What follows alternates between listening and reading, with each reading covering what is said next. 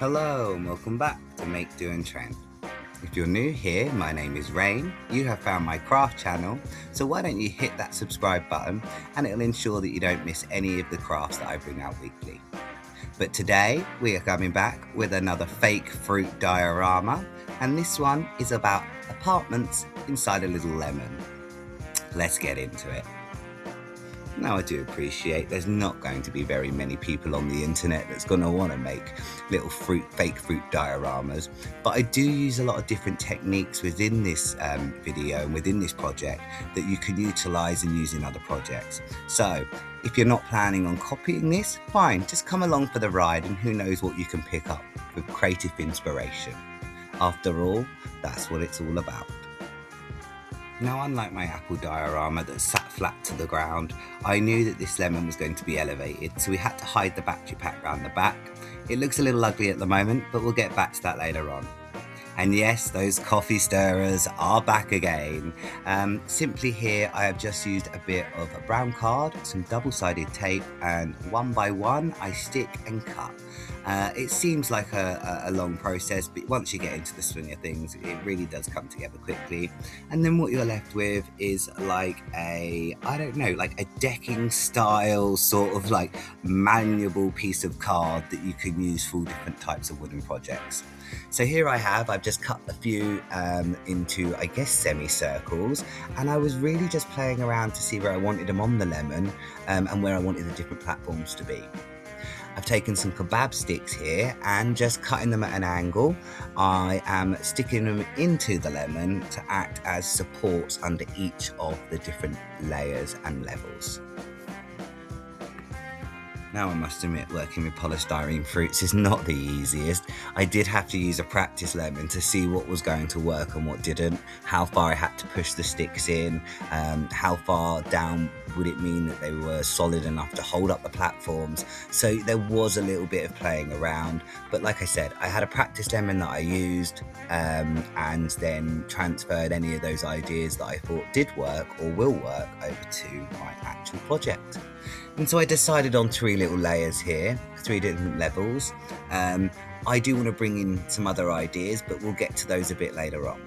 So to start with, I just sort of sketched out roughly where I thought I would like some doors to go into this project and also where I'd like some windows. Now, bearing in mind I use LEDs in most of my craft projects, so there was no way I was going to get by with this one without using some more LEDs, and the windows were going to be the light source along with the doors. So it was strategically placed where I wanted the lights. And there you can see, I've not only carved out small little spaces within that lemon, I've simply just run those light battery packs from the back, and instead of going on the outside of the lemon, I made a little tiny hole on each of the connections, thread the lights through, stuck 3 or 4 down in each section, and then moved on to the next bit of the where they needed to go, until eventually all the lights are in there, stuck in place and lighting up the areas I wanted them to light up.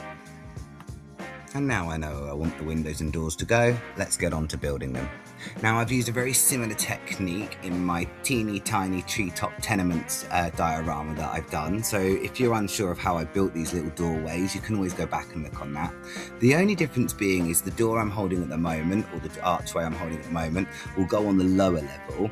One thing I quickly realised is that my higher level on my lemon has obviously got a very different surface area, so I created this little archway so it would protrude more out and would compensate for the lemon tapering at the top, if you like. So yeah, relatively easy to make just by sticking those coffee stirrers together, cutting them into the shape you want, and then I glued them around 2 wooden U's that I had. Now, that little wooden door you can see there came out of another kit I had that was meant to build something completely different, but I've used all the different bits and bobs, not just in this project, but in plenty of other projects I've done in the past and plan to do in the future. Now let's get on to this ladder building.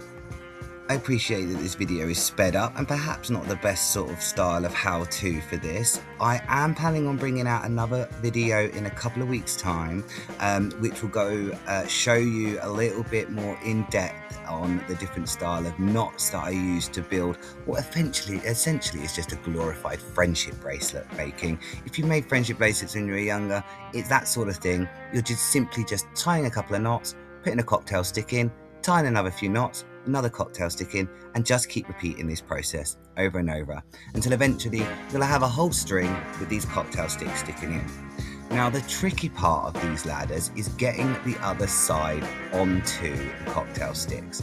Now, what I do is I create two sides of the ladder on two separate cocktail stick sets, and then I remove the cocktail sticks from one set and slowly and painfully, but if you take your time, you can do it, just thread these onto the other style of cocktail sticks. Now, the reason why I do this is it's a lot easier than once you've got the cocktail sticks on, trying to get those knots tight in between. I found doing it this way, the ladders looked a lot more unified, a lot more tighter with those knots, and I had none of those sort of like loose yellow threads hanging at the back, which we really didn't want. Now, if you push for time or don't enjoy doing this sort of rope tying thing, you know, lying some cocktail sticks down and laying maybe a kebab stick over the top of either side to act as the rails going down on the ladder, you can make a lot more of a simple ladder that would work just as well with this project. But like I say, I felt that it deserved to have two little rope ladders, so I took the time in doing so. Here you can see I've slowed the video down to the actual time it takes, and it really is just a fiddly-widdly type little job here. Just take your time with it, threading each little rung on as you go, and eventually you will have a complete little rope ladder. And once that's done, what you should be left with is something that looks a little bit like this. Then we're simply going to go and take a pair of clippers, pliers, or even some sharp scissors if that's all you've got, and just trim the ends here. Be aware that you want to leave just a little bit on the side. Don't go too close to that rope that you've made, otherwise the ladders won't look right and you'll risk that those bars can fall out or will be able to be removed. Now, if you are worried about those bars coming out, a small bit of glue on the back of each of them, PVA, let it dry, and we'll be good to go. Now, these windows, they were actually wheels from another wooden kit set that I never built but used all the parts from, and I thought that they lent themselves to this project rather well, simply looking like a lemon that's been sliced in half. So I used those wooden windows as my little lemon slice windows. I have gone and put some tracing paper on the back of them simply to diffuse the light. If I'd have used acetate or some plastic sheeting, you'd just be able to see right through them and see all the lights on the inside, breaking the illusion that there was a home inside of this little tiny lemon. Here I am just sticking some kebab sticks at the bottom. Like I said, I knew this lemon needed something to stand on. It wasn't going to stand upright on its own, and it also was giving me a gauge of how long those ladders really needed to be in order for them to reach from each platform down to the floor. You are going to want to use a strong kind of glue to glue these legs in, simply so they don't keep pushing up or moving around once they're in place. And do bear in mind that strong glues like super glue and even Yoo-Hoo can affect polystyrene and eat away at it. So do double check on that. Test lemon if you are doing this for some reason, or if you are using something that's got polystyrene in it, you need the glue, just do a test run and leave it overnight to see if that glue will eat away or damage the polystyrene on the inside. I used hot glue gun, just a small little amount, and pushed it in, and then I made them even sturdier by some of the moss that we had later on and some PVA glue. Do excuse the dirty egg cup I'm using there simply to balance the lemon, but as you can see, both of those ladders were complete and I stuck them down to the platforms I wanted using some PVA glue. Now we're going to go on to creating the balcony rail for all the platforms.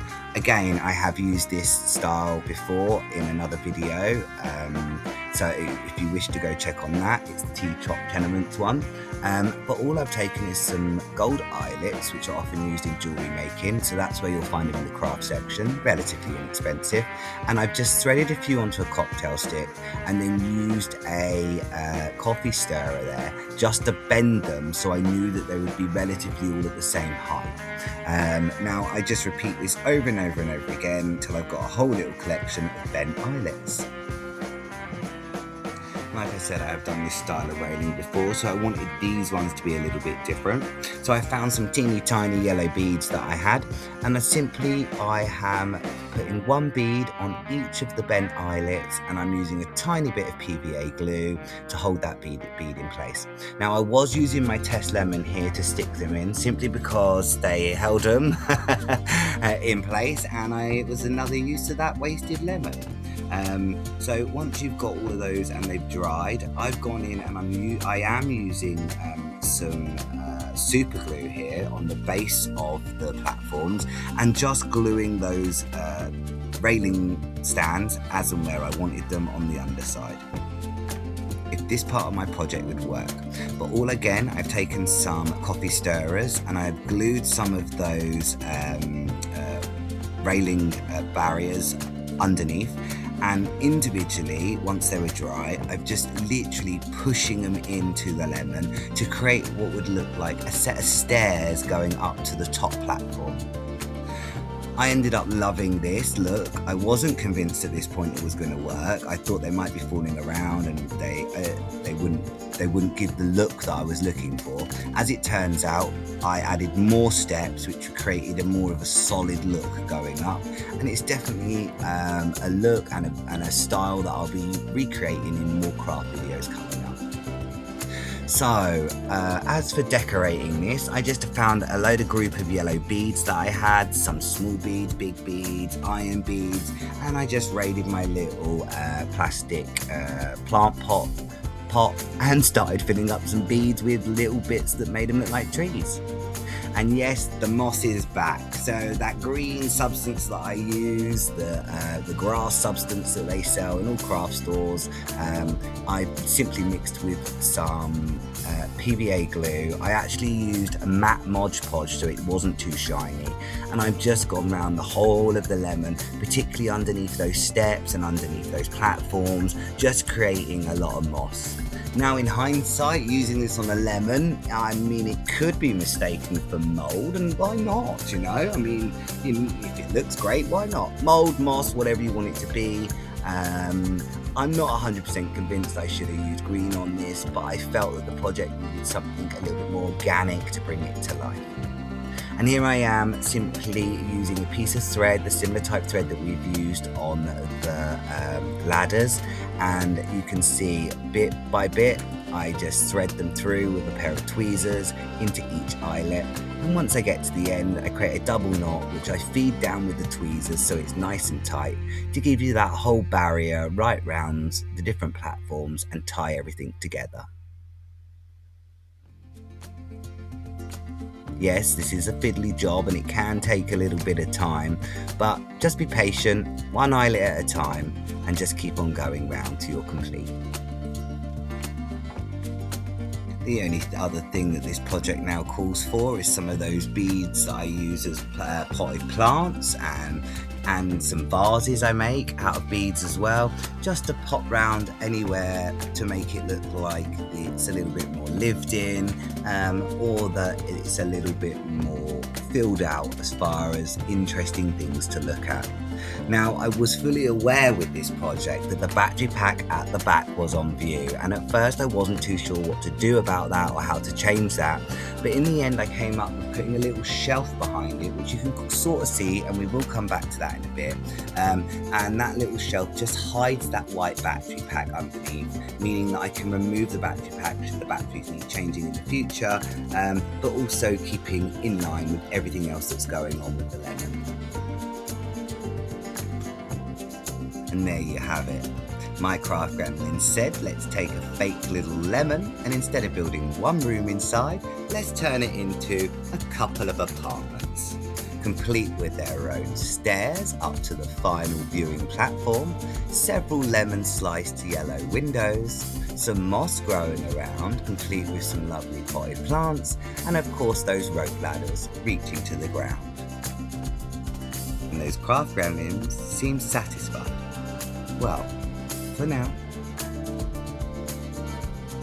And as you can see, there's that battery pack. I did my best to hide it, and those two little vases on top are simply two yellow beads with two little iron beads stuck to the top of them. Here's a 365-degree view. You can see that the lights inside those lemon slice windows are slightly more yellow than the ones coming out the door, and I like that. I think it adds a perception that there might be different rooms inside there and different things going on the inside. Your imagination really is your limitation.